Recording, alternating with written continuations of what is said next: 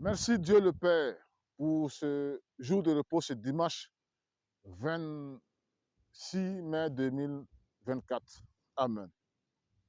Frères et sœurs, nous devons faire très attention à l'égard aujourd'hui de ces pasteurs, ces prêtres qui parlent de Pentecôte dans les églises de nos jours.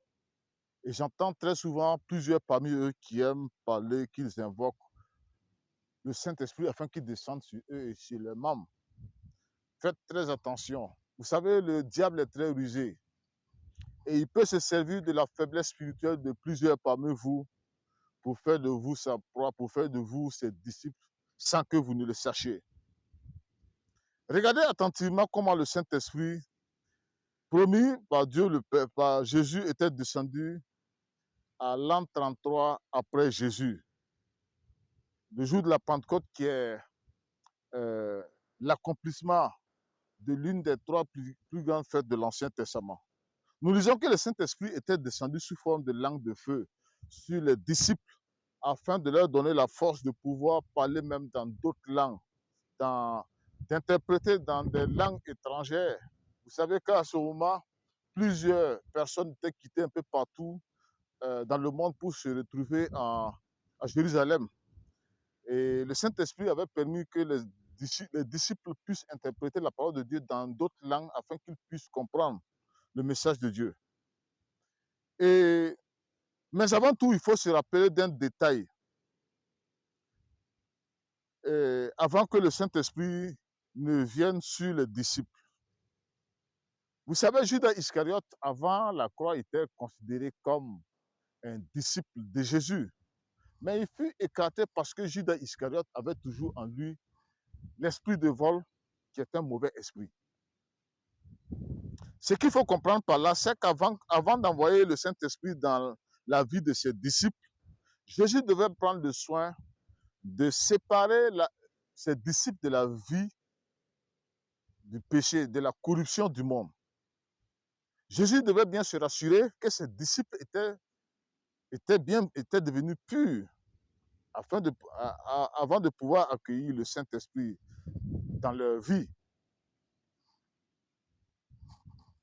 Voilà. Il devrait se rassurer que ses disciples étaient devenus purs avant que le Saint-Esprit ne vienne dans leur vie. Parce que le Saint-Esprit ne peut pas venir s'installer et œuvrer dans la vie de celui ou celle qui a toujours la vie de péché en lui, comme Judas Iscariote qui gardait toujours l'esprit de vol en lui. La vérité aujourd'hui que les dirigeants d'église, les théologiens ont caché et continuent de cacher jusqu'à l'heure où je vous parle, c'est que le Saint-Esprit ne vient que dans la vie de celui ou celle que Jésus a totalement séparé sa vie du péché.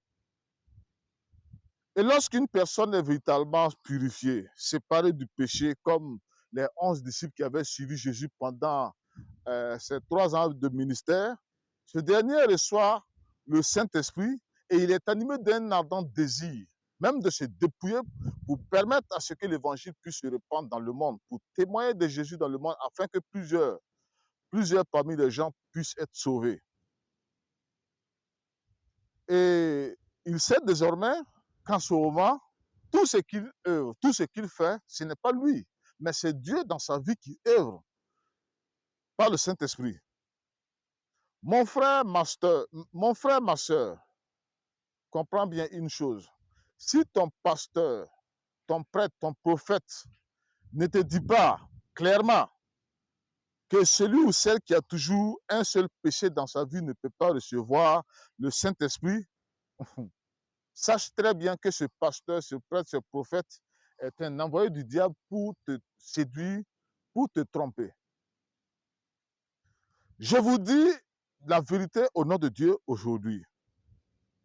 Vous savez, tous ceux et celles aujourd'hui sur qui les gens aiment imposer les mains afin qu'ils tombent à la renverse ou qu'ils parlent en langue aujourd'hui, en vérité, ces gens sont séduits par le diable. Pour comprendre cela, il suffit d'observer attentivement leur vie quotidienne pour voir la vie corrompue en eux. Et c'est là que vous comprendrez bien que le Saint-Esprit ne peut pas venir dans la vie de celui ou celle qui marche toujours avec une vie de corruption. Gloire à Jésus-Christ. Amen.